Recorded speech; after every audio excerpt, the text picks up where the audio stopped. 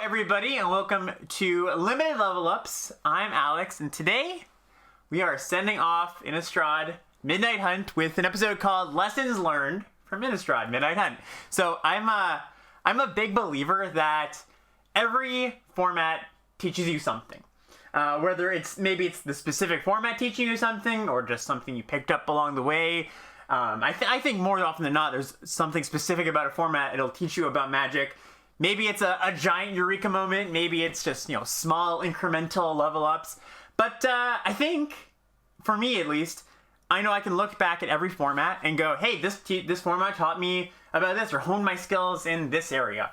And what I want to do today is kind of compile, take a look back at Innistrad, compile some level ups that I experienced myself, but not just my own experiences. I actually reached out to people on Discord. I posted a Twitter thread saying, what did this format teach you? And I've got a lot of responses, a lot of feedback, so I'm hoping to kind of just just share what, number one, what I think you can take away from this set for future sets from my own perspective, and also from, what the community at large has been saying.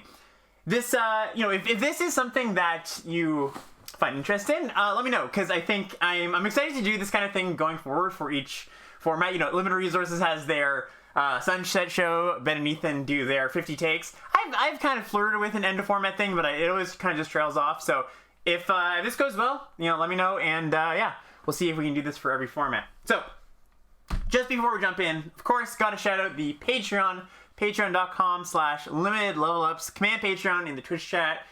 For those watching this on Twitch right now, it is the best place to go to support me, to support the podcast, to support anything I do, and of course, there are a lot of really great rewards that we will give back to you. I'm big on that.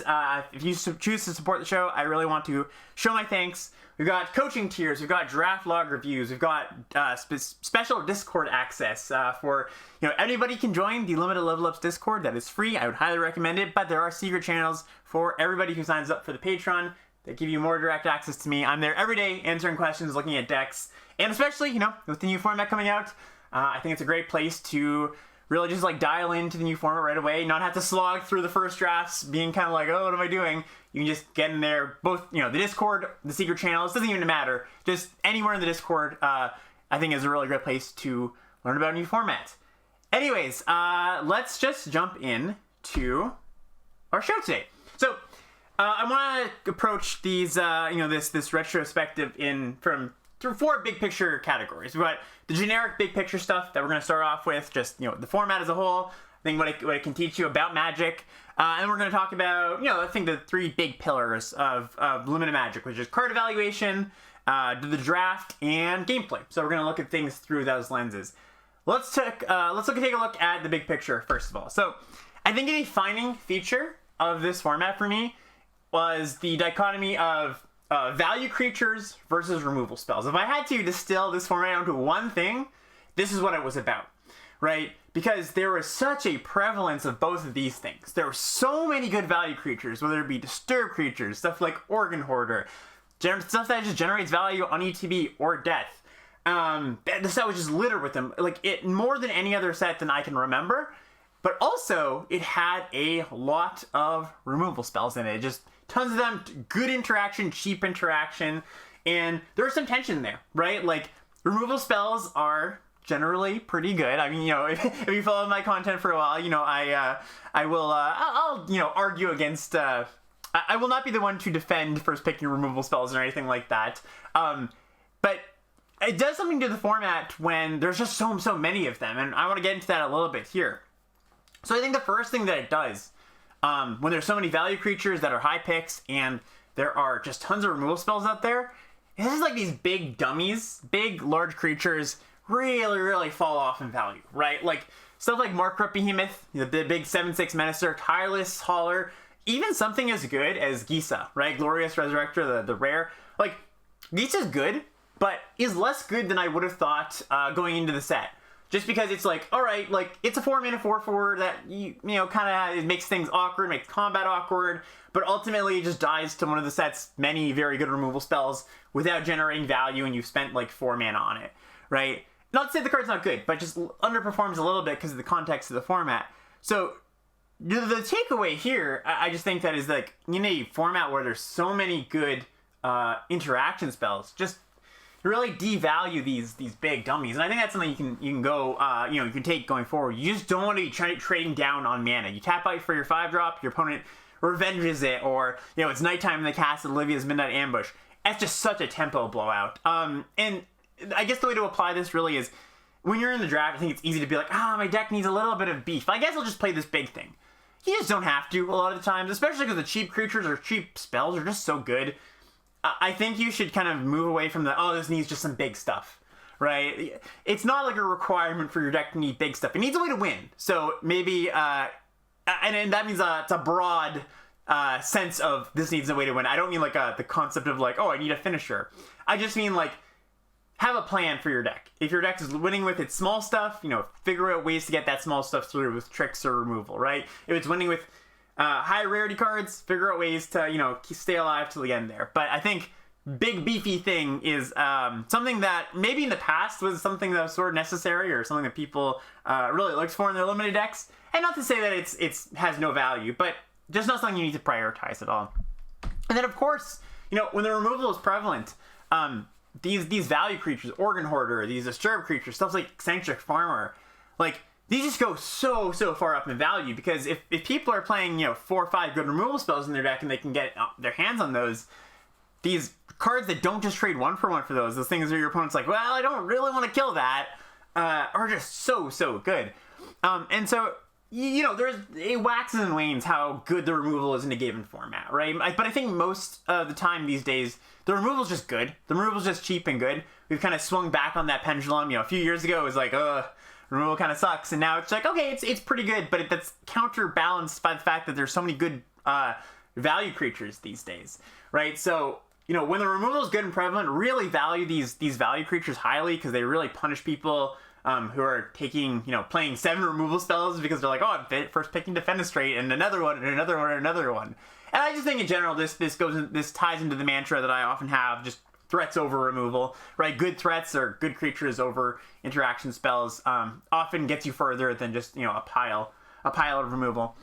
One last thing I want to touch on, when the removal is good and prevalent, you just don't have to prioritize it that highly, right? I think, even today, I looked at the 17 lands average last CNET for the commons in this set, and still, even if you sort by, recent, the past few weeks, the top taken removal spells, or the top taken commons, sorry, are the 3 black removal spells in this set. Olivia's Midnight Ambush, Eaten Alive, Defenestrate, right?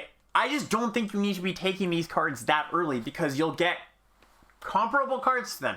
Maybe not just straight up exile, kill that thing, but you get stuff like Winterthorn Blessing. You have things like Tappers, right? You have just like good interaction. And I guess that's a distinction to make too. It's not necessarily like straight up this thing dies. You can get by with just good interaction. Something that interacts with your opponent, whether that be a bounce spell, a tapper, like I said, the Winterthorn Blessing, that, is obviously just a banger in this format. I think that one of the things that I noticed as I was doing deck techs through this whole format is people were kind of playing the bad interaction spells, fight the Duel for Dominance, because they're like, I'm a little bit low on interaction. You know what? A few interaction spells, that'll get the job done, especially when you're expecting to face decks with a lot of value creatures, right? Just like, it can actually harm you more than help you to have 7 removal spells, because your opponent plays a bunch of Disturb creatures, a bunch of Organ Hoarders. That's not a fight you want to win. Or that's not a fight you're going to win. All right, next big picture point here. I think that a lot of people echoed that I also, I say this a lot, but I think this set, as we have more and more sets, or experience more and more sets in the new age of data, of big data, I think people are really buying into trusting the data a little bit more. Something that I've heard from people that they've learned this set is like, you know what? I was a little bit, hesitant about like really buying, this like kind of crappy looking comment has a high win rate. Maybe there's something wrong with the data there. Like there must be something fishy going on there, rather than just going, maybe the data's just right about that, right? I think that a lot of people kind of come around to the fact that that's just, a lot of times the data is telling you something important, right? It's not telling you an absolute truth of the format, but it is pointing you in the right direction. So my big picture point here I want to point out is 17 lands is great. Like the absolute best way I think you can use 17 lands, and I think the way that I recommend it the most to people if they're just like, I'm not really sure how to gain a meaningful advantage by looking at the data, use it to find those outliers, right? Those outliers of cards that you go, hey, that card is winning at a way higher tick than I would have expected, or this card's winning at a way lower tick than I would have expected. There's a bunch of cards in this format that we come to know and love as, yeah, these are just good cards, but they didn't just start there, right? Lunarch Veteran, Blessed Defiance, Flip the Switch, Neonate's Rush. These are all staple cards in our decks these days, but they definitely did not start there, right? And I think they started being put into more decks because the data was like, hey, like, pointing you in this direction, try it out. And that's all I'm asking, really, I think. I think if you are still a little bit hesitant, just try it out. Just look at those cards, and even if the card is, you look at it and your gut goes, I don't think this card is very good. Just give it a try. Be open-minded to it. Maybe you will, maybe you'll discover something you didn't ever expect to. And that's the most important thing. Keeping an open mind and not just writing cards off as bad, right? On the flip side of things, 17 Lions also helps you find the cards that kind of look good but aren't that good, right? Gale Drifter, great example. I mean, I think anybody who played any amount of Gale Drifter kind of noted, oh, this is kind of one of the crappier disturb creatures, or I kind of don't really want to prioritize this. But, it's easy to, my feeling on the card, I played it a few times, I was like, oh, it's not that good. And I looked at the 17 lands and I went, oh yeah, it's not performing that well either. And now, you don't want to back up your own beliefs just by looking at the data and being like, aha, I knew it, right? But it's just one more nudge in the direction of, hey, maybe I should pick this card a little bit later, not put it in my deck as much as as I thought I should at the beginning of the format. One for me, personally, that kind of stuck out to me is I was actually a little bit hesitant to admit this card was not that good, is Voldaren Stinger. Now, this is a weird one because Voldaren Stinger is, it started off, I think, people really undervaluing it and like being like, this is a trash card, and they put it in their deck and it's like, oh, it's actually pretty good. And I was on that train. I was like, oh yeah, this card's very, very good. Like, it's just like, it's a 1-drop, Peck's in there. But the more and more I played with it, the more I kind of, well, actually, no, let's not start there. I picked up, I was like, oh, this Stinger is doing some work. And I looked at the data, and outside of Black-Red, which it does, a reasonable job in, it's not that good in Red-White, it's not that good in Blue-Red, it's not that good in Green-Red. And I was like, oh, that's weird. Like, maybe there's, I think maybe there's like weird confounding factors there that the data is not explaining. Like, I think this card's pretty good, right? And I was kind of trying to come up with a story that would explain, oh, why is this card underperforming in these decks? Like, it must be a mistake. But the more I play with the card, the more I realized it isn't, it kind of landed somewhere in the middle for me, where it was definitely better than I think most people thought on initial read. But by the end of the format, I was kind of like, this card gets punished by a lot, right? It gets punished because you have to be the first one to activate the activated ability. It gets punished by stuff like Startle, which is such a commonly played card. You have to, sometimes your opponent just goes block on turn 3 and you have to go, all right, I'd activate, right? So not a bad card at all, but just one that the data, I should have listened to the data a little bit early on and not shove a bunch of them in my deck that, didn't belong there anyways. One of the other lessons I learned, I think really was reinforced by this format in regards to 17 lands data, is that 17 lands data is great, don't get me wrong, but sometimes it can contribute to self-fulfilling prophecy in some way. And we saw this with Red in this format, right? Where early on, the stats for Red were horrific. Just like all of the Red commons were so much worse. Like, the best Red common had a lower game in hand win rate than like the 7th best Blue common, right? And that's just horrendous. And that makes it very easy for you to write it off as, I should never play Red. Red's just really, really, really bad, right? And to be fair, I think at the beginning of the format, you could just ignore Red because people were drafting Red too highly and they were leaving the good blue and black cards and white cards alone. So, at that time in the format, you could argue you shouldn't draft Red. But it did create a bit of a self-fulfilling prophecy where there's the people that are looking at the data and going, oh, Red's really bad, I shouldn't play it. If the good players aren't playing Red or they're biasing away from it, you kind of get to this effect where the worst players or less experienced players start to play it just by nature of the good players not playing it, and then potentially the win rate of those cards gets dragged down even lower than it would have been naturally, right? Also, if you don't have the good players playing the Red decks, on average, you end up in the spot where maybe it is harder to come to what the best red deck is, or how to best build the red decks, because there's not all that time and care being put into figuring that kind of stuff out. People are just kind of writing it off. So I guess all I'm trying to say here is that it's not like the data was wrong, right? I think red is a weak color, but it is, I think you would be wrong to say you should never play. You know, I think a lot of people are making the comparison to blue and AFR, where I think red turned out to be much better than blue and AFR because there were correct ways to build it and correct seats for you to be in, you know, where you should be drafting red.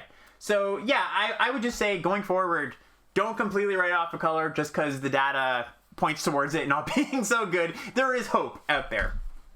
And last point I want to talk about here, big picture wise, again, regards to 17 lands data, is if a deck's underperforming, maybe that's because it's being built wrong. And we saw this very clearly, I think, with blue-red, and even green-red to some extent. Ryan Sachs, I think, you know, a few weeks into the format, really just grinded trying to draft blue-red and even green-red spells, seeing how to make the decks tick. Because blue-red had a really bad win rate. I think it was like 72 aggregate win rate or something like that. And, you know, green-red is even worse. And Ryan went on a stint of just building blue-red decks that were just crushing. Like, he was just trophying, like, over and over and over. And Ryan, being the great player he is, Ryan Sachs, he kind of sculpted a outline of exactly how you're supposed to build these decks, what to prioritize. And he figured out kind of the best way to do it and what was working for him. And of course, lo and behold, that didn't line up with the most played commons. Like, the most played commons, the commons he wanted to prioritize, the Considers, the, you know, the Electric Revelations, Festival Crasher, of course, right? Those cards were not the most played cards in blue-red. The most played cards in blue-red were the bad cards a lot of the time. Stuff like Ardent Elementalist. I think this is the key example he used, where this card, Ardent Elementalist being the, you know, the 2/1 that buys something back from the graveyard, a spell, was one of the most played cards, but it had a really low game in hand win rate. And we've come to know that Ardent Elementalist is kind of an underperformer in the format. So if everybody's building their decks with, you know, 7, 8, 9 cards, maybe that's a little high, but 7 cards that are just like not great for the deck in general, that's gonna drag the win rate of the deck down. You know, just it's gonna plummet it essentially. And this is another lesson, of course, in like understanding what a deck actually wants rather than what you might think it wants. Just by reading the card, actually digging into the mechanical minutia of the cards. That's tricky, right? But that's something I'm interested in, of course. You also kind of saw this with green-red too, where when green-red was being built as like this, just put all the werewolves in my deck. Awful, right? You just don't want a bunch of the common werewolves in your deck.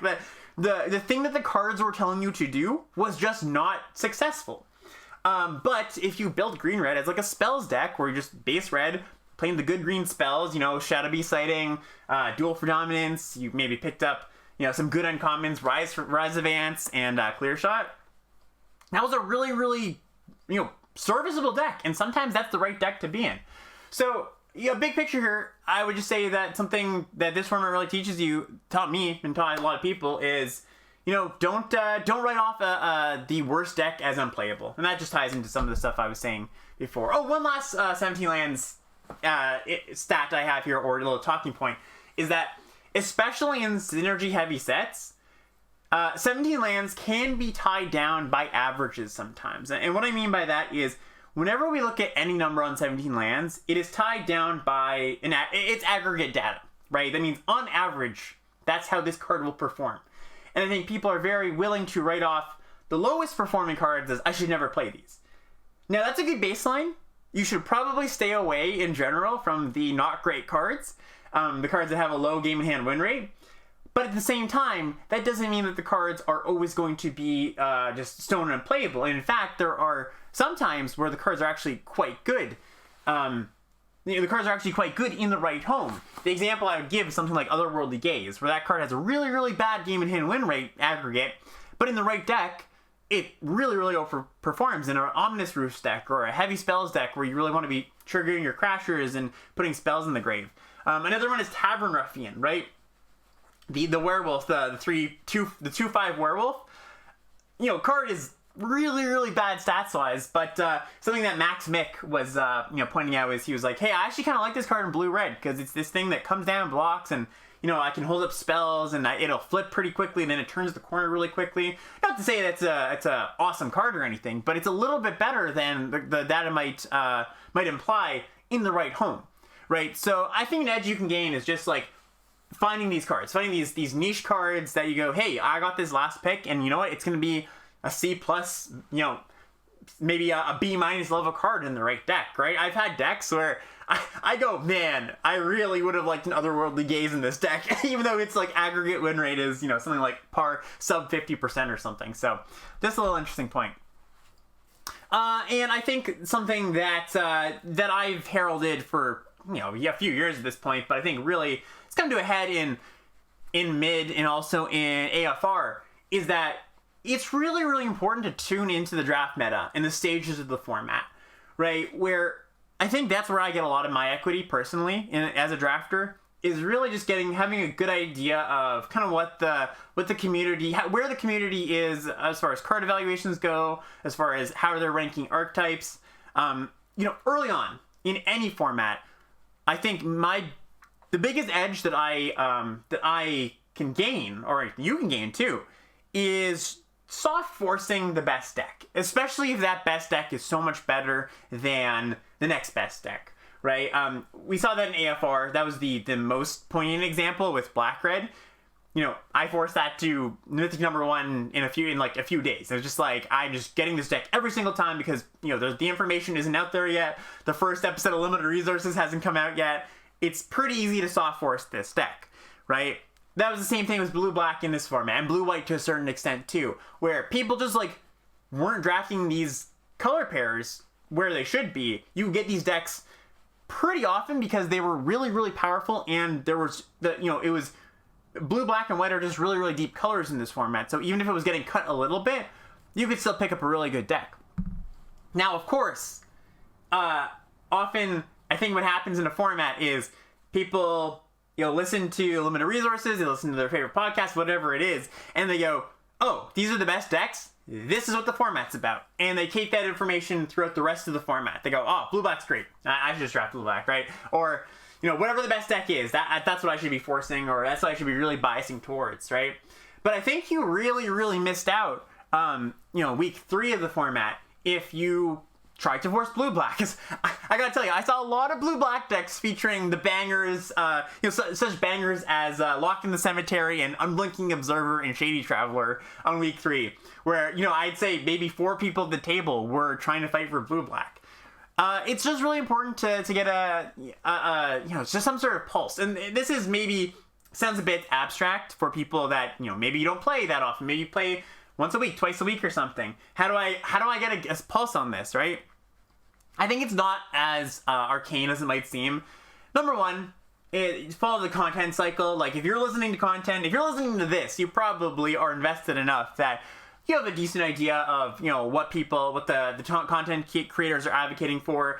Just know that a few days after whatever podcast comes out, the big podcasts, that's what's going to be one of the more contested decks. But also just check in with streamers. Streamers do draft, 4 or 5 times a day, and you can get a pulse from them being like, yeah, I've noticed that black is kind of dried up and I've been biasing away from it, right? I think another really big, a big loss for you in this format was if you just ignored red, right? I think, again, going back to this is what this format is about, right? Just red is bad. That's what the format's about. And I even hear today people saying red's bad, green's bad. That's I don't want to draft those, right? And I just think that's not where the format is right now.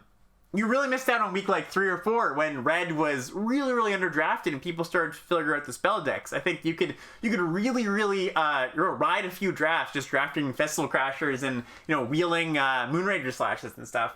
So I just want to say in this era of bloated content where there's so many podcasters, there's so many streamers, there's so many everything, so many streams of information. We have really got to the point, I think, where this is a real consideration as far as drafting goes. That there is a real metagame. It's not just a constructed thing anymore, right? It is a true metagame thing that you have to account for when you're jumping into a draft, knowing that, hey, blue-black's really good, but it's going to be weakened on this week because I know everybody else knows that blue-black is a good deck, right? As you get better at a format, so does everybody else. It's not stagnant. It definitely evolves. And the thing I want to reiterate here again is the 2-3 weeks in, when people go, oh, this is what the format's about. That's not what the format's going to be about in 2-3 weeks, right? Formats don't just... Once you figure out the best deck, that's not what the format's about, right? Things start to churn and things start to evolve. I would say a big picture point is that as you get deeper into a format, be more open to drafting more decks, right? Different decks, because it's... Early on, it's about exploiting a lack of information. Later on, it's mostly about finding the right seat. And of course, as Sirkovitz is in chat here, points out, he says, what Alex is trying to say is look at the average last CNET evolution on 17 lands. Yes, very much agree with that, Sirkovitz. I would definitely recommend that. And for anybody who hasn't seen this feature, you can just go on and see a graph of where cards are being taken, day by day. And there's Scott Brangler, I think, was a card that started really, really low, and over the course of like a few days went shot way up, right? People were really, really drafting that card highly. So yeah, that's just a thing, something to consider for future formats, and I think it has really come to a point here on this format. Okay, let's move into our next point here. We've got card evaluation, and I love card evaluation so much. Honestly, it might be my favorite part of Magic, just digging into the raw mechanics of a card and understanding why a card ticks and why it works in a certain format, why cards don't work in certain formats. And I think that developing good card evaluation skills will help you not just for the beginning of a format, but also like later on in a format when the known entities of information and known quantities are out there. You can kind of start, building your deck or drafting decks with, you don't have to rely on, oh, this card's good, this card's bad. You can start really developing your skills and going, well, this card is good in this situation, just like, Otherworldly Gaze is a good example of that. So, I just wanted to some takeaways from this format that we can use, in future formats, is that number one is cards that make additional resources / materials tend to be very, very good. They are on the verge of busted. So at the beginning of this format, me and Ethan, we did our set review, and we were pretty high on decay, right? We were like, oh, this, there's a lot of ways to use these tokens, and they're kind of cool, and you can use them to attack. And, I gotta give credit to Ethan. He was hot on decay in the set review, and he was like, oh man, all these decay tokens, they're really getting me going. And I was kind of like, yeah, they're good, but I don't know how good. No, I mean, Ethan had it spot on. He was totally right. Like, just the fact that it's an additional material, that's the real key here. It's a free, and I use free in quotations here, but you're on a lot of these cards, you're not paying anything extra. Stuff under like Revenge of the Drowned, Startle, Falcon Abomination. All these cards are just like, you would basically price them at this level or at this cost, even without the decay token. Maybe, you'd add a little bit of a slight bonus on your Windrake or whatever. But I think that these cards are all above rate for what you would expect for your average common, right? And that's because they just generate an additional game piece. And that's inherently powerful. Look how the games have played out in this format, right? Not only can you attack with your zombies, which is the baseline use, but you can just use them for like a myriad of things, right? You can sacrifice them. You can, feed them to, you can use things as tappers, right? You can use them to scry or surveil. Things that just generate more cardboard, right? Are very, very powerful, and things to look out for in the future. Don't underestimate I make a thing when I enter the battlefield, right? One of the things about Magic is it's very mutable, right? It's just like any resource you're given or any game piece you're given, there's usually some sort of use for it outside of its intended use. So like even something like Rite of Oblivion, right? Where you're just like, all right, well, here's a decay token. Like now my Rite of Oblivion is this like super undercosted removal spell that has flashback, right? So just going forward and looking back, actually, not only just this format, decay tokens, but food tokens. They played in a similar space. Treasure tokens. We just saw that, right? All these things that are like, you can evaluate them on their base level of like, this is what the card does, but you also have to evaluate them as, wow, these things can do a lot more than that. So looking forward to Crimson Vow, we have these blood tokens. So for everybody who hasn't seen these, they're artifact token that some creatures make when they enter the battlefield. We haven't seen all the cards, obviously, but they're an artifact token very much in the same vein as food and treasure. And they say one tap, discard a card, sacrifice this artifact, draw a card. That's kind of cool, right? Like, that's kind of a cool little, like, okay, you can do some filtering, get some stuff in the graveyard.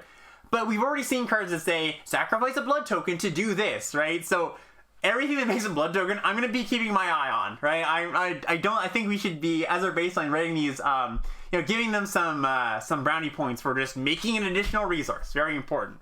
All right, our next big picture point here for card evaluation, another thing that I've heralded for a long time, is 1-drops matter. Don't ignore them for too long. 1-drops are good. 1-drops in 2021, the designers have figured it out. They figured out how to make 1-drops relevant and limited. And if you're a newer player, this might not be such a shock to you because 1-drops have been good for a year or two.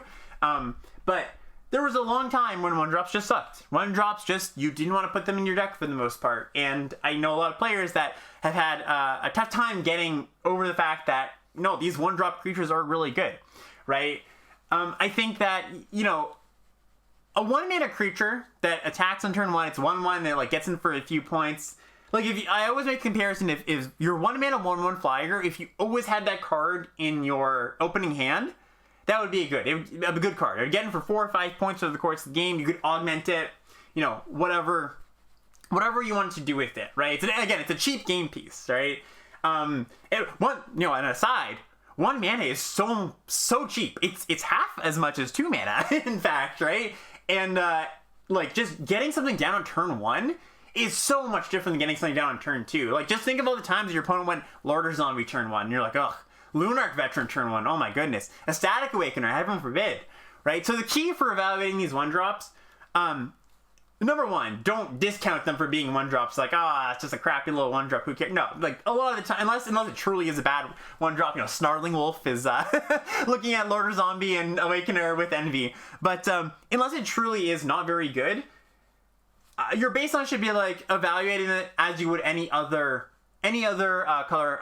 card.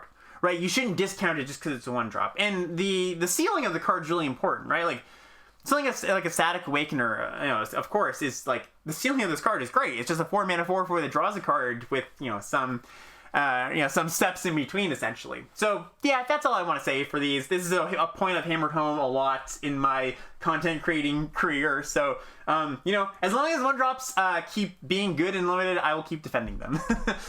All right, here is another really, really big one. I know that, Sam Black's been heralding this. I've been heralding this as well. But incidental life gain matters a lot.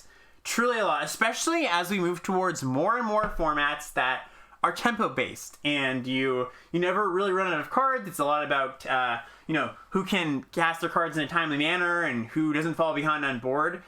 Incidental life gain is just a very desirable thing. It makes it so that, you don't have to be like, well, I'm falling behind on board, I need to trade off my good creature here. You can just take the hit, right? So cards, I have a list of cards here that I think were universally underrated by, myself and the community at large. Ambitious Farmhand, Blessed Defiance, Dennick, Lunarch Veteran, Rise of Ants, right? These cards, not to say that people thought they were bad. I mean, some people thought some of these cards were bad. Blessed Defiance and Lunarch Veteran definitely had their detractors early on. And, Blessed Defiance in particular was not a card that sticks out. It's like, oh yeah, this card's very good. But all these cards were very... took a while for people to catch on. Dennick is one of the best cards in the set, right? And, part of that is it's a disturb creature. You can mill it for value. It's a 2-for-1 essentially. But part of the reason Dennick's so good is it's a 2-mana 2/3 lifelink. And, the point that's been hammered home by a lot of content creators is just like, yeah, the 2-mana 2/2 lifelink slot is just a good card, right? And this is even better than that. So I just think that you really, really need to... this is one of those things that needs to be hammered out of your system. And I think, it had to be hammered out of my system as well. Just like the 1-drops are bad thing, one of the things you learn early on as a Magic player is life gain isn't that important. It's not good. That's how you win a game of Magic, right? It's not about who can gain life. It's about, accruing a meaningful advantage. And that's certainly true. But when it's incidental... when you don't have to work for it, when it's just staple onto something you play otherwise, or it gives you some sort of advantage, like Lunarch Veteran, has the disturb on that.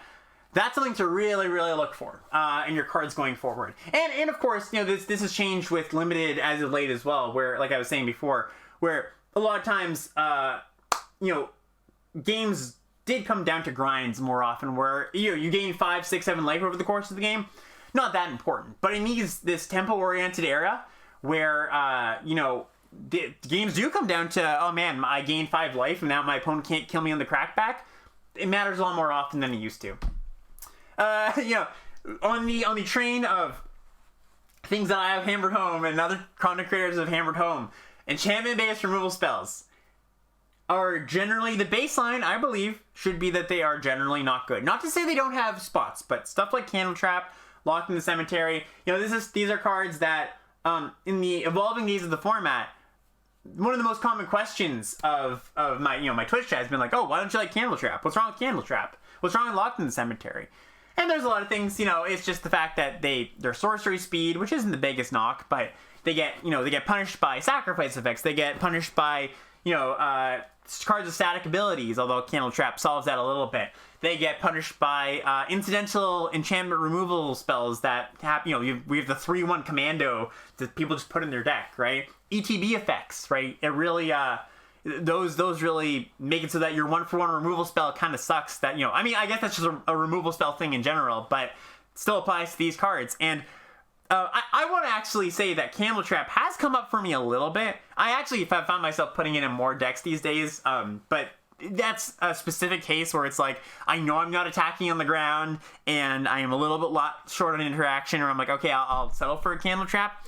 But that's that is the scraps of the removal spells, right? It's not the prime first pick of the proverbial dinner draft table. That I don't know what analogy I'm trying to make here, but like I said, that should be the baseline these days. I just think that they've proven, these cards have proven themselves, or not proven themselves, I suppose, enough times that I'm just going to be on the lookout for times they're good, but I don't want to start on them high. And don't be surprised when, the streamer you're watching doesn't pick don't pick these kind of cards highly. Another takeaway from this format is that when tempo is key, and tempo was very key in this format, and value is everywhere, and value was everywhere in this format, raw card draw gets worse. This is another big question on my stream where it's like, oh, you don't like Curse of Surveillance? What about Mysterious Tome? Memory Deluge? Deluge? I'm never going to get that name right. But not to say that these cards are, it's not like you should never play these cards, these card draw spells. But again, it's about baselines, where the baselines are when the games are about tempo, right? Where they're about affecting the board, making sure you're doing something impactful every single turn. These cards they come with a cost, right? The cost of just not doing anything. And this is another thing that as Magic formats have progressed, they've just gotten worse because cards, formats have gotten faster and tighter, and grinding matters a little bit less, right?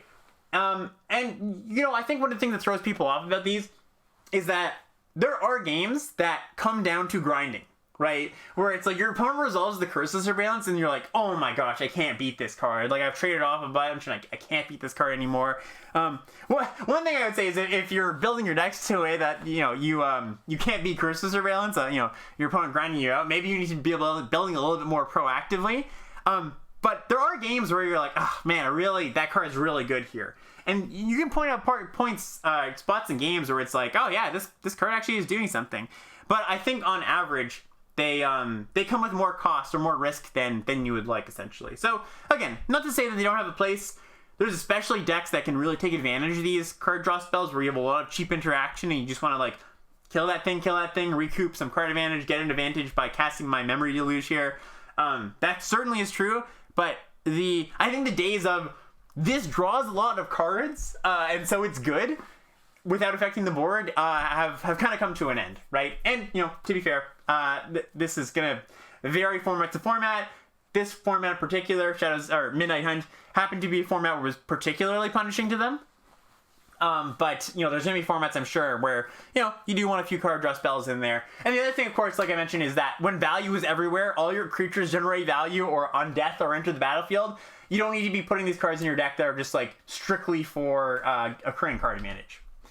Okay, next point here for card evaluation is self-mill is a good thing. I actually kind of surprises me a little bit that this is still a point that's getting people caught up. But, maybe there's newer players who haven't been given the self-mill talk, the birds and the bees talk, where Okay, so it really, really hurts when you cast your Eccentric Farmer, or you cast your Death Bonnet Sprout, and your farmer mills your great card, or your card you really wanted to see. Right? You're like, man, that really hurt. Maybe I should not play Eccentric Farmer if I don't have a reason. If I'm not a graveyard deck or something.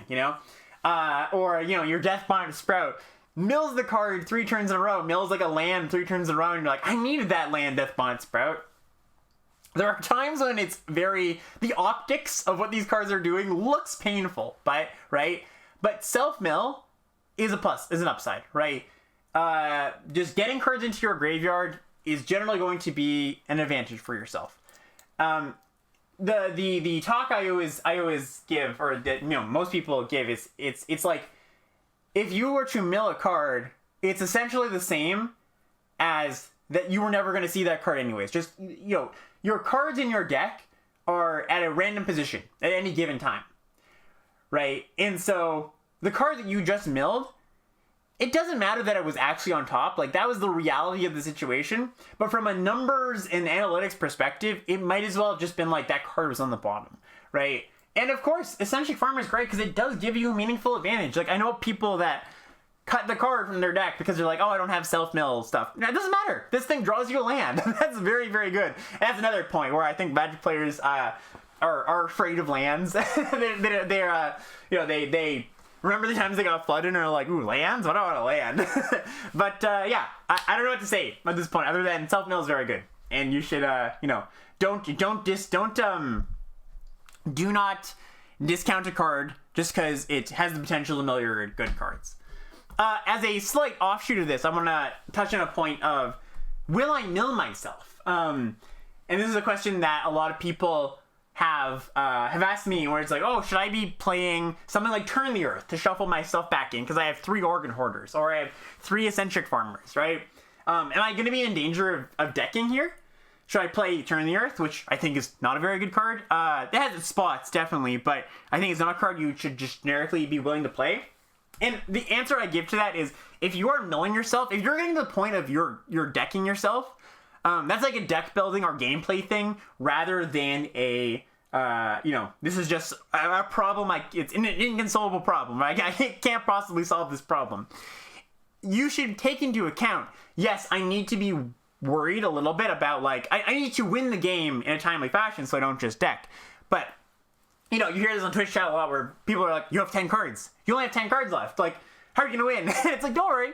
We'll be fine. We can win in 10 turns. You just have to consider, right, that you're not going to, maybe cast that Eccentric Farmer when you're on 7 cards in your deck, right? You have to consider, okay, well, now I have to pivot myself into actually winning the game, right? The big picture point is, I don't think you should change your deck building for the small, the situation where you're like, I'm gonna, I might deck myself. I've got to put this bad card in my deck for that situation, right? It's more of a gameplay thing where if you're worried about that, just adjust your gameplay and, just move towards turning the corner, essentially. And the last point for card evaluation, this is an evergreen thought, right? Context matters so much. And this is actually a lesson from myself, I think, a little bit, where, I'm a player who's played a lot of formats at this point, 10 years worth of formats. And one of my card evaluation tools that I often use is, relating cards in a new set back to cards we've seen in the past. And I think that's a pretty good baseline. But I think a lesson I need to learn for myself is not holding on to that baseline for too long. I think that's a lesson that a lot of people struggle with a little bit, is just holding on to their baselines too long. But, I think that a card like Gavany Silversmith is actually a really good example, where, this is the format 2/3, puts 2 counters on something when it enters. That card's very reminiscent of Basri's Acolyte, and that card was fantastic in M21, right? And because that card was so good in M21, I think a lot of people were very resistant to the idea that Gavany Silversmith was just fine in this format, right? It's good, but the format is really complex, and it's not so much about who can build the biggest creature, who can pressure early and often. I mean, it's a little bit about that, but no, it's not so much about that. Where this is a good common, don't get me wrong, but it's not White's top common, where Bastard's Acolyte was far and away the top common in the format, right? Delver is another example where, I think many content creators, basically every content creator, was like, no, don't put Delver in your limited deck, like, it's not very good.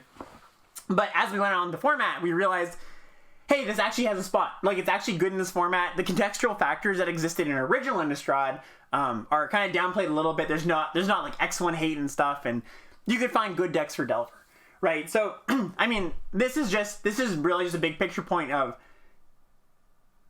use the past as a good baseline for your card evaluation, but don't root it there forever, right? Just be very willing to change your evaluations as the format goes on. Now let's just talk about some drafting. So we just talked about card evaluation, talk about the general points. Now we're moving to our next section, which is things that we learned from the draft in this format. So I mean, the big thing for me was that I don't think you should be afraid to bias away from the overdrafted color. And the overdrafted color in this format was black. There was just a lot of really, really appealing black commons in this set, right? There was Defenestrate, Livia's Midnight Ambush, Eaten Alive, Diagraph Horde, the Static Awakener. What would happen a lot of the time is people first pick these appealing looking cards, especially at maybe kind of weak packs. And my theory is that the average arena drafter doesn't like to move off of their first pick very often. And so what happens in your average draft of this format, what I found happened, especially in the midpoint of the format, when people figured out black was really good, is people would first pick a Defenestrate, or they'd first pick Ambush or an Eaten Alive. And because there was such a wide variety of good black commons, this happened in maybe 4 of the seats in your given draft. And black just ended up being overdrafted to the point where there was a good 2-week stretch where I was like, you know what?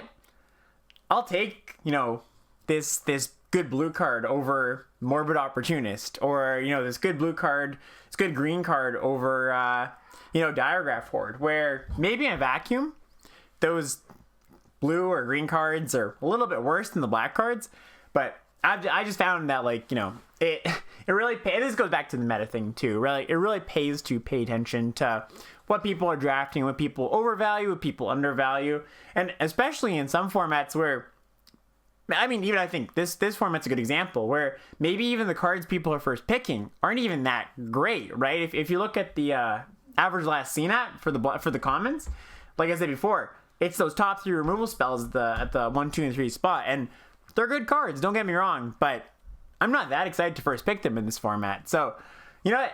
If people want to have their black cards, I was more than willing to do it, even though it's a pretty good color, All right, moving on to, I've got some community answers here. So here's some answers from Twitter, some things that people learned about from this format.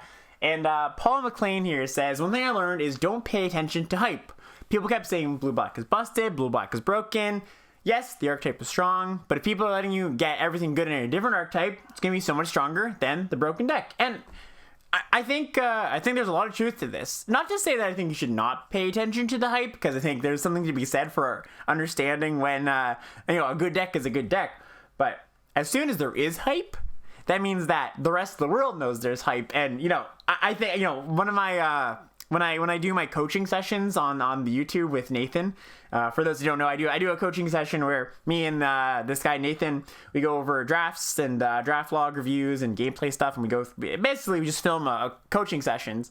And one of the things he said in one of our last episodes is I felt stupid if I didn't draft blue-black because people said blue-black is so good, right? And it's okay. It's don't feel bad about not drafting the best deck, right? Especially draft is so fluid, draft is self-correcting. I think especially once that information has become known, that information of these are the strong decks, you just gotta draft the open seat. Like I was saying before, as the format goes on, be more willing to draft the open seat. Don't worry so much about getting to the absolute best deck, because the lesser decks are going to get better just naturally by the nature of people being wanting to get into the better decks. Golden Horn Call says, don't overvalue signals and always ask which card is best for me on what I already have. So this is just a generic draft tip, I think, but especially in a synergy-based format, I think this one really resonates with a lot of people where once you're going down a certain lane, this is not the whole mantra I have of draft the deck you're drafting until you can't, right? Like, maybe you see a really good card, 7th pick, and, you know, you're like, oh, it's a Moonrager Slash. Should I be switching lanes? And it's like, you know, maybe if you don't have much of a direction, but if you're already on a good path to a good blue-white deck, you know, it's okay. Note the signal. Maybe it means something in the future pack, but don't feel like you need to completely derail your draft, or you don't need to, or, you know, it doesn't, it's not like you picking up on a signal means you won't also, it doesn't mean you'll end up with a bad deck just because you aren't in, you know, maybe you're in a seat where red is really, really open. Just because you're not in a red deck doesn't mean your end deck will still be, or will be bad, you know. I think it's really important to keep drafting towards the deck you're drafting as long as it's reasonable, right? I think the break point here is if you can't take a card that you're happy in your final deck with, that's when you speculate, right? Doesn't mean you completely switch lanes, doesn't mean you jump ship, but it means, hey, I can't take a good black or blue, or sorry, I can't take a good blue or a white card here. Let's take that good red card, and then you just put that in your back pocket, and you know you can save that for later. Maybe you open up a Moonveil region or something like that, you know. This one's from Ari Lax, and he said, this format really taught me, it really crystallized some ideas around directionality in drafting, starting around the idea of if you start in white, you can draft Boros. If you start in red, you probably shouldn't. And he goes on to say, I think in the past years this was less important, but as synergistic archetypes is being pushed hard in the last couple of years, things become a huge part of drafting. And I totally agree with this, where, you know, color pairs, blue-black, for example. Maybe blue-black's not the best example, but blue-red. Let's do blue-red. Blue-red is often big R, small U. Right? Small blue. Where you want to be deep into the spell color. Or actually, green red's probably the best example of this. You don't want to be heavy green, light red. You want to be heavy red, light green. Right? And so the direction you take your draft early, or the direction that your draft is taking you early, really has an effect on the likelihood that I end up in a certain deck. Right? So like blue in this format actually is one of the examples where it actually one of the reasons blue is so good is you can pair with any color. It's really quite good. Even if you're deep into blue, you're fine being like a heavy blue-red deck. That's totally fine. But let's say you are, you know, heavy into black, right?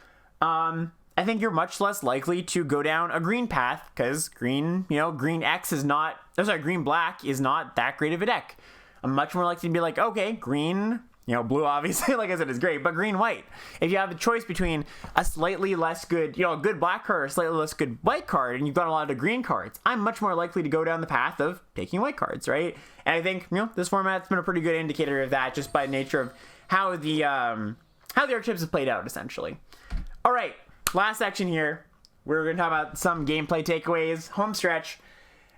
So earlier when I asked this question in the Discord, what did this format teach you? Jason ILTG, who's, you know, a frequenter of chats in the Discord and posts a lot of great content on Twitter, managed content.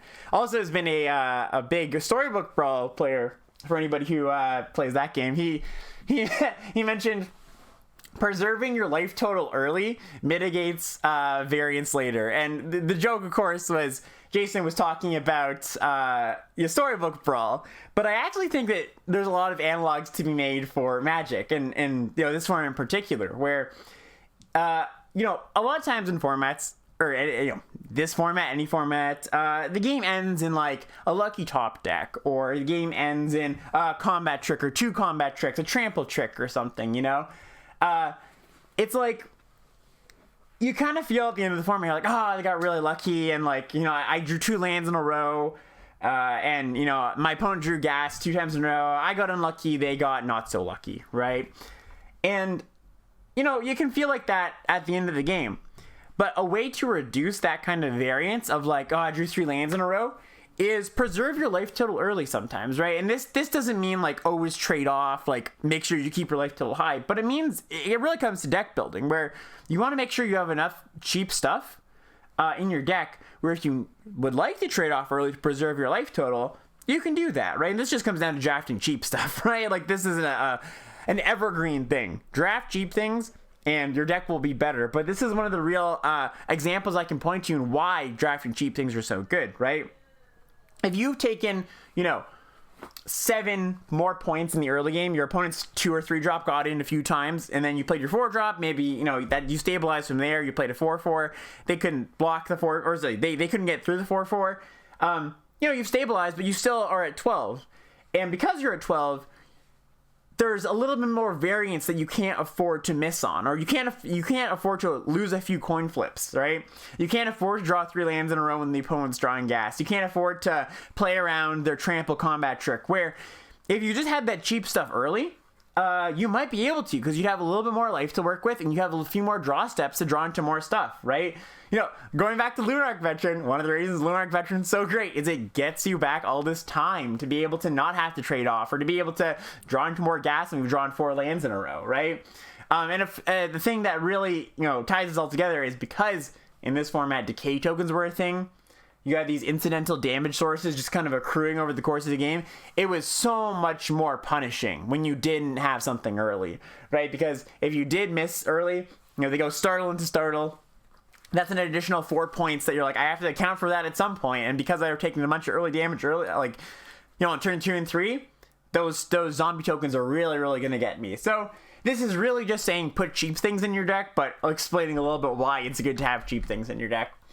Another thing, gameplay was such a important thing in this format, and I think something that a lot of people have echoed is it's important to reevaluate who the beatdown is every game, or every turn, every game action, right? This is something we talked about last week on the podcast when we were talking about gameplay mistakes, but because especially in this format where it's in your opponent, you can go like, okay, I'm pretty ahead if I'm pretty ahead in this race, and your opponent goes end of turn startle, end of turn Revenge of the Drowned, or startling combat, Revenge of the Drowned, end of turn. You're like, in your mind, you were the beatdown, but then those 2 game actions happen. You're like, if you're still thinking you're the beatdown when your opponent's accrued, killed one of your creatures, you did 2 less damage than you thought you would, and they've accrued essentially like 4 points of damage that they can throw around on the battlefield. You might be wrong that in thinking that you are still the beatdown. And it's, again, because of zombie tokens lying around, or these decay tokens, it's become very, very obvious, or it's very obvious to see this. But this is true for any format, honestly. Like, every single game, or every single game action, you should really reevaluate, hey, has this changed what's happened in the game? Has this changed what I'm supposed to be doing? Has this changed who the beatdown is? Or just like what my game plan is in general, right? I think that this is, just to go back to last week, one of the biggest leaks in most people's games is they don't reevaluate, or maybe they do reevaluate, and they're not sure exactly how to carry out their new plan. So this is just an evergreen thing. I would really recommend keep really reevaluating every single turn, and just apply whatever context has come up in the game into your new game plan, whatever that is, and keep coming up with new game plans, right? Or maybe not coming up with new game plans, but adjusting them.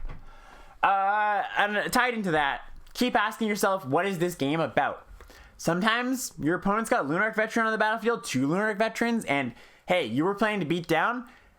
Maybe, you're planning to make kind of some not great attacks just to get in a few points, but them having Lunarch Veteran on the battlefield means, hey, I can't throw away creatures for damage, because they're going to be able to next turn play a creature or 2, gain a bunch of life, and my original plan wasn't going to work. The game isn't about getting my opponent's life total to 20, or from 20 to 0 all of a sudden. It's about accruing enough of a board advantage that I can turn my board advantage into a long-term advantage and then killing them, right? Because they're just going to gain so much life. Similarly, sometimes it's like, okay, they cast 2 Organ Hoarders, and wow, the game needs to be about me killing them, because I can't allow them to realize the card advantage they've just accrued with their Organ Hoarder, right? Like, we were kind of a parody on cards, and maybe I kind of wanted to play a slower game, but they played their card advantage tools and I didn't. So now that they have got 2 cards in hand, they've been to disturb creature or 2, the game's no longer about, grinding them out. The game's about, I gotta find a way to kill them before they accrue even more card advantage. Another thing, larger zombie. Larger zombie is such a great example of this, where, the game is about larger zombie a lot of the time, where it's like, oh, I need to kill that thing. Recognizing the game is going to go on probably for another 5, 6, 7 turns, and noting, hey, that larger zombie is going to give them a meaningful advantage. It sucks to use my removal spell on a 2-drop here, or a 1-drop, sorry. But I probably just have to do it because that's what this game's about, right? That larger zombie is going to really wreck me here. And what this comes down to, essentially, I think, the way you can put this into practice is what you're using your removal spells on, right?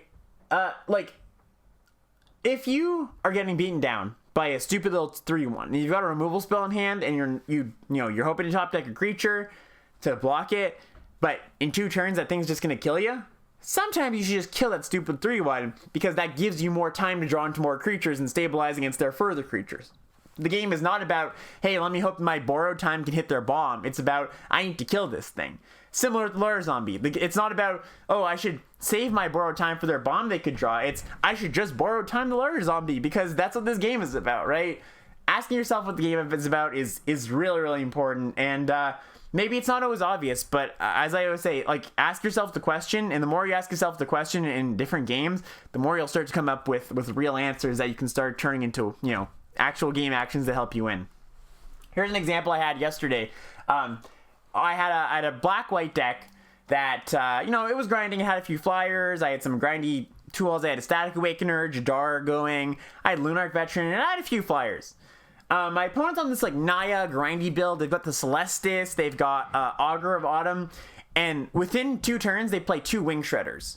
So my plan, my opponent's at 15, I was at like 40 because of my Lunarch Veterans, Shout out to Lunarch Veteran for the 10th time on this podcast. My goal is, like, I'll get him for some chip damage. I'll make some, like, attacks with this Flesh Taker, sacrifice some stuff. I'll get them down. I'll be able to chip them down eventually. But they play 2 Wing Shredders, meaning it's really hard for my flyers to get in. And they have a Celestis, meaning they're going to gain some life, incidental life. So I can't chip damage them anymore. I had to realize the game is no longer about chip damaging them and getting with my Flesh Taker, because they were also building up their board. It's now about, okay, I need to let them draw a bunch of cards, get us into a board stall, and I hope I draw my Wrath. I had to vanquish the Horde. I need to stop playing my creatures, because the assault here is futile. I need to get them to play into the Wrath and then, hold my creatures. And that was just a complete change of plan, right? I was beating down, but then I realized, hey, it's not going to work anymore. I need to change what I'm doing here. And, I won the game because of it. And I think if I kept trying to pressure, I just wouldn't be able to, because they'd have all those incidental life gaining, these reach creatures that would get in my way. I think something that a lot of the cards in this format have really taught me, and a lot of players, is don't price yourself into game actions you don't want to take. I'm specifically thinking of Darren Stinger and a Static Awakener. Stolen Vitality is another one, or just like any trick, really, where you can attack with your Awakener into their 3/3 or their 2/3 on turn 3, or the Ecstatic Awakener after you've played a 2-drop, right? Because the play pattern's often, well, I can't really block their Awakener because they'll sack their thing and my creature will get it. Or same thing with the Stinger. But sometimes, the example is like, I play an Ecstatic Awakener, my 2-drop is Flesh Taker, my opponent plays a 2/3, they attack with their Flesh Taker and the Awakener, and I'm like, alright, well, like, that Flesh Taker is pretty good. I'm kind of okay if you just, like, flip your Awakener, you eat my 2/3, the Flesh Taker dies, that's a problem anyways, and I just, like, untap and revenge your Awakener, or kill your Awakener, or whatever it is. Same with the Stinger. Sometimes it's like, alright, trade your turn, like, you tap 3 mana, my creature dies, but you traded your third turn. I've got enough card advantage stuff that I don't mind just throwing a creature under the bus to time walk you. Same thing with combat tricks. Sometimes you don't want to be priced into going like, well, I have a good attack here because if they block, I have Stolen Vitality to give my creature +3/+1. But I really, really want to land this 4-drop this turn, because this 4-drop, maybe it's a 4-drop that accrues some sort of advantage on board or something like that. Maybe it's even just a 4/4 that you're like, hey, this 4/4 is really good with this trick too. Maybe I don't want to be priced into using my trick and wasting 2 mana because this is the only thing I can cast this turn. I can't spend my other 2 mana anywhere else, right? So I guess the takeaway here is threat of activation kind of works both ways, right? Where you often think, oh, I have threat of activation, my opponent can't, won't block my creature because I can activate my ability, and then that's a bad trade for them. Sometimes it's a good trade for them, right? You have to really ask yourself, hey, is that a trade that I would make? Like, sometimes I'm trying to just put my creature in front, and that's okay. So this can be broadly applied to not just these kind of creatures, but just in general, right? don't price yourself into using a removal spell. When, sometimes I'm like, well, I can attack here, and if the combat goes poorly, I use my removal spell. But I really don't want to use my removal spell because I need to save this for this, the bomb I know that they have because it's game 2 of the match or whatever. I don't want to have to use it in combat. I need to save it for their important creature. So I guess the way to go about this is put yourself in your opponent's shoes a lot of the time, right? And if there's a good chance that they'll just make you do the thing, especially against a good player, right? Maybe you should just wait on that thing for a turn and play out your 4-drop creature instead of trying to sneak in a point of damage. And it's tricky, right? Sometimes you do want to sneak in that damage because it's important, but just another thing to keep in mind. Last thing here, very last thing as we wrap up. The first step to playing well is not playing poorly. And I know that sounds very obvious, but this format was really tricky. There's a lot of entropy in the games, I think, where you kind of, maybe you, like I said, you kind of felt pretty far ahead, and then they go end of turn, I otherworldly gaze, dump some stuff in my yard. I now have 3 more cards, and I startle, and I have a zombie, and I drew a card, and it's just a lot of things that could happen essentially, and that made for a lot of game states where you're kind of unsure what would happen in the next few turns, and that's just a function of the format. But the thing that can really help you in these kind of volatile board states, or these game states that you're not exactly sure what will happen, is just making sure that you're not making big fundamental mistakes. And by that I mean being aware of the day-night cycle, not missing a larger zombie activation, not forgetting that the zombies on the battlefield can will be able to just kill you in 2 turns if you're not careful about attacks, right? The fundamental stuff. I know a lot of people are tripped up in the gameplay in this format because there's a lot of complex stuff going on. Maybe there was a stuff in, there's something in your opponent's graveyard you forgot about that was important, or again, like I said, the zombies really kind of mess things up. But if you get your fundamentals down of just not making the stupid mistakes, I guess is what I would say, the obvious things, right? That'll get you a lot of the way. I really do think. Just the really tough decisions, those are always tricky, but you'll afford yourself a lot of percentage points by just making sure day-night is something you're tracking, making sure, you don't miss that larger zombie activation. And then again, this is just an evergreen thing, but it has really come to its head in this format, I think. All right. That is it, everybody. Thank you so much for hanging out. We're going to do our Q&A just quickly here. If anybody has any questions, I imagine this one might not be as, maybe there will be some questions, but this one's more of a wrap-up rather than a deep dive on a format or anything. So we'll send it to the chat here. Appreciate everybody hanging out, as always. This is so much fun, as always, but... Dark Blob says, was it okay to be mid-range again in this format? Yeah, I think so. So... I mean, this is something I actually kind of want to have an episode on at some point, just truly what it means, what mid-range means, because it's one of those kind of abstract terms, right? But I think it was actually kind of necessary to be to have some of the core components of a mid-range deck in this format, because I think the best decks in this format played the aggressive role or the controlling role well, depending on what the game demanded of you, right? One of the reasons blue, black, and blue, white are the best decks in this format are they do that extremely well. They can pressure early, but they also grind, right? I also think this format, it's kind of a function of this format, that late game controlling decks didn't really work because there weren't great reasons to get to the super late game. And also, the normal way a control deck operates is often through a lot of removal, and that wasn't a great strategy. But also, I think the aggressive decks, purely aggressive decks, were not at their best in this format, straight on aggro. Usually it was a tangent of aggro. So yeah, I would say mid-range works in this format, both because there's format factors that made controlling and super aggressive decks not so good, but also kind of was a necessity.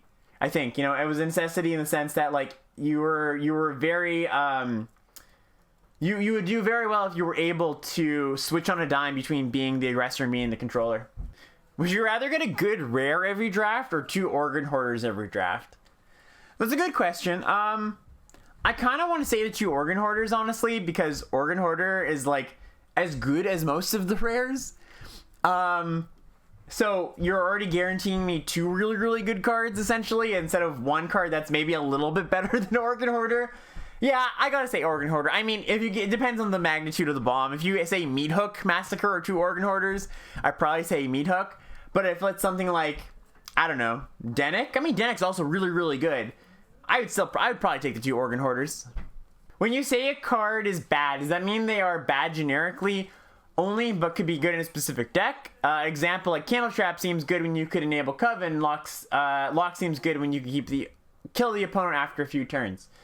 Yeah, I mean, I guess every card is within a spectrum and stuff. Like, there are some cards that are so bad that I could, like, never see a home for them, essentially. And there are some cards that are bad enough that, like, I could see a home for them, but it's never going to be a priority. Like, there's places where it's like, Candle Trap is acceptable, but I'm still not excited to play it. And then there's some cards, like Otherworldly Gaze, that are bad in a vacuum, but in the right deck are phenomenal, right? So, yeah, the concept of a bad card, like I said, exists on a spectrum. Generally, when people say this card is bad, they mean this card is generically bad. You know, like, this card doesn't go in many decks, is, I think, what that means in short form. All right, chat. I'm going to pack up. Thank you so much for joining me on this last Innistrad. Well, I can't even say the last Innistrad. The last Midnight Hunt podcast of the season. And we'll be back with Crimson Vow. We might have a very special 69th episode, actually. So, stay tuned for that in the interim before we get into Crimson Vow stuff. But thank you so much once again. And we will see you next time on the next episode of Limited Level Ups.